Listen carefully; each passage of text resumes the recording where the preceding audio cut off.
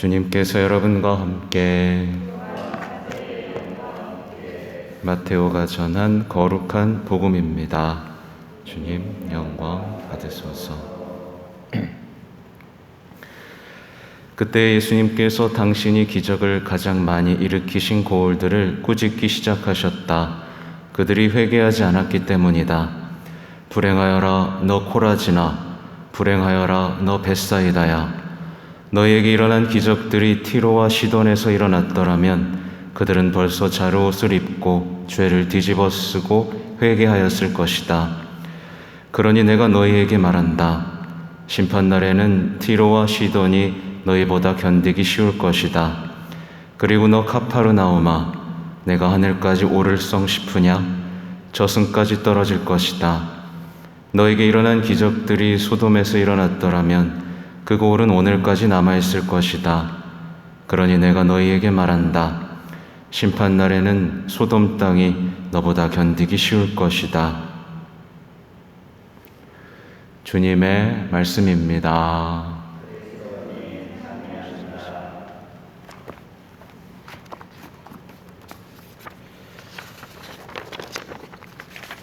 자비로의 교회를 이끌어 주신 주님 기억하며 감사하게 하소서. 네, 이렇게 보면 아무도 없어가지고 다음에 여기 좀 앉아주세요. 네, 미사하는데 텅 비어 있으니까 기분이 좀 이상합니다. 또 오늘 마테오 복음에서 예수님께서 굉장히 노하신 모습으로 꾸짖고 회개를 이렇게 요청하십니다. 오늘의 주제는 아무래도 회개라고 보면 좋을 것 같습니다. 예수님께서 세상에 오셔서 가장 중요하게 생각했던, 처음으로 선포하셨던 말씀이 바로 회개하여라, 하나님 나라가 가까이 왔다, 복음을 믿어라, 이런 얘기죠.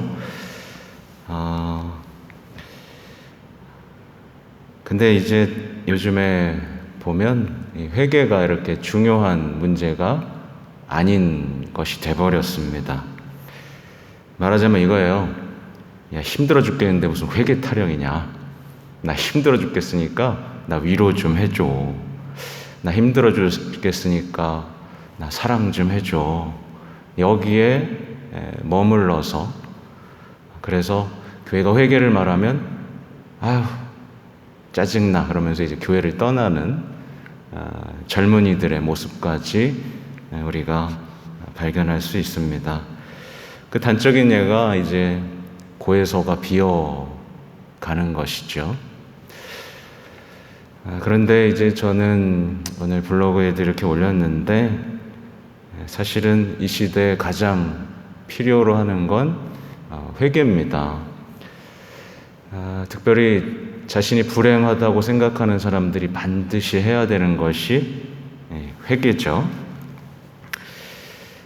근데 세상 사람들은 자신이 불행하다고 생각할 때 이제 엉뚱한 걸로 자신이 행복해질 수 있다라고 생각을 합니다. 그래서 제가 나열을 해봤어요. 주변 사람들이 이해와 관심을 가져주면 행복해질 것이다. 내 배우자가 바뀌면 행복해질 것이다. 더 많은 것을 누리면 행복해질 것이다. 또 긍정적으로 생각하고 쿨하게 생각하면 행복해질 것이다. 등등등등등등. 근데 정작 행복해지는 사람은 없고 더 분노 장애, 또 이렇게 아무튼 다양한 중독 현상으로 나아가죠. 오늘 복음에 집중하면서 한번 볼 필요가 있는데, 아무튼 오늘 복음에서 집중하면서 예수님의 마음을 한 가지 알아들어야 될 것이 뭐냐면, 예수님은 과연 우리들이 심판받고 지옥에 가기를 원하시겠느냐 라는 겁니다. 절대 그렇지 않죠. 오히려 우리가 어떻게든 심판, 지옥에 가기를 원하지 않으면서 눈물을 흘리시며 피땀을 흘리시며 십자가에 못 박혀 돌아가신 분이 예수님이십니다. 아무튼 오늘 보면 특이하게 이제 너 코라지나, 너 벳사이다야, 너 카파르나움아, 이렇게 고을의 이름을 부릅니다. 그리고 이 고을은 실제로 가보면 지금은 사람이 살지 않죠. 진짜 말 그대로 멸망해 버렸습니다. 여기서 주목해 볼 필요는 우리가 사는 이 공동체가 얼마나 병들어 있고 죄에 무감각해 있는지를 알아차리는 것이 회개의 첫 단계가 아닌가 생각을 합니다. 이렇게 주변을 이렇게 둘러보면 난 너무 불행한 것 같아, 이렇게 하는 사람들이 많은지, 또 때때로는 어떤 누군가의 선행에 대해서 곱게 못 봐주는 시선들이 얼마나 많은지. 그래서 요즘에는요, 누가 정말 따뜻한 마음으로 선행을 해도 어떻게 저렇게 착할 수 있나? 어떻게 저렇게 예수님을 사랑할 수 있나? 라고 생각하는 게 아니라 어떻게 생각하는지 아시죠? 착하게 호의를 부르면 저걸 어떻게 더 이용해 먹을까? 쟤는 저게 행복해서 저러는 거야? 그러면서 그냥 나랑 상관없는, 예수님을 사랑하기 때문에 그렇게 환하게 빛을 비춰내는 사람들조차도 그냥 깎아내립니다. 저 선행은 제가 그냥 아쉬워서 하는 거야, 뭐 이렇게 깎아내립니다. 닮아가는 게 아니라 깎아내리면서 어떤 한 사람의 빗맞아 죽여버리는 이 상황 속에서 우리가 살고 있죠. 그리고 보통 그렇습니다. 사람을 안 보고 하니까 되게 힘드네요. 보통 그렇죠.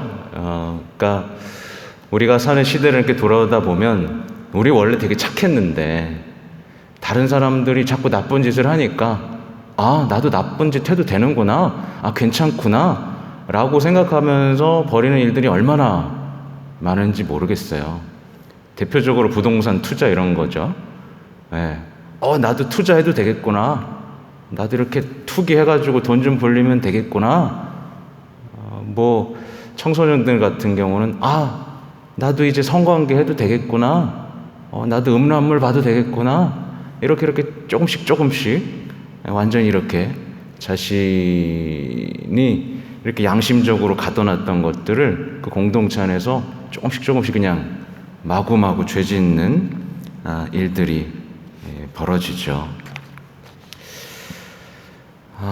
아무튼 저는, 그리고 뒤에 이제 카파르나움아, 내가 하늘까지 오를성 싶으냐, 저승까지 떨어질 것이다. 이 말은 말 그대로 하느님의 자리에 있으려는 사람들이 너무 많아졌다라는 거죠. 그래서 뭐 요즘에 제일 많은 것들이 이제 낙태잖아요. 낙태. 내가 생명을 죽일 수도 있어. 이게 죄인지도 모르고 살아가는 거. 뭐 동성애에서부터 그냥 하느님 자리에 있을 그 자유와 권리를 추구하는 사람들도 너무 많아졌죠. 아무튼 다시 핵심 주제로 돌아가면 우리 시대에 지금 필요한 것은 회개입니다. 회개밖에 없습니다. 회개 말고는 정말 다른 길은 없고, 그래서 성경 전체의 내용을 훑어보면 두 가지 부류의 사람들로 나뉘죠. 회개해서 행복해지고 변화된 사람들이랑 끝까지 회개하지 않아서 심판에 울며 이를 간 사람들의 얘기가 딱 나오는데, 놀랍게도 많은 분들이 이제 회개가 어렵다 라고 얘기합니다. 회개는 너무 어려운 것 같아요. 근데 성경책을 찾아보면 정말 충격적인 게 뭐냐면, 강도, 세리, 창녀한테는 회개가 되게 쉽습니다. 얼마나 쉬운지 몰라요. 그냥 자리를 박차고 예수님을 따르면 됩니다. 근데 누구한테 어려웠죠? 율법학자 바리사이한테는 회개가 정말 어려웠습니다. 그래서 결국 회개가 이 시대에 어려운 이유는 저는 딱 한 가지라고 봅니다. 뭐냐면 양다리 걸치고 싶어서. 그렇다. 그러니까 말하자면 마테오, 세리였던 마테오가 나 여기에도 앉아있고 싶고 예수님이 주는 축복도 받고 싶어. 나 여기서 떵떵거리면서 돈도 많이 벌면서 예수님 축복도 받을 거야. 이 양다리. 그래서 회개를 못하면서 사람들이 웁니다. 왜 그러냐면 둘 다 갖고 싶어서. 하나 이것도 갖고 싶고 저것도 갖고 싶어. 이렇게 양다리 걸치고 웁니다. 하나를 끊어내지 못해서. 그러니까 말하자면 회개가 어렵고 불가능해진 이유가 저는 그렇게 생각해요. 그냥 회개하고 싶지 않은 겁니다. 지금의 삶을 누리고 싶어서. 아니야, 회개 안 해도 난 잘 살 수 있어 라고 고집을 부리기 때문에 그렇다 생각을 합니다. 아무튼 오늘 의도치 않게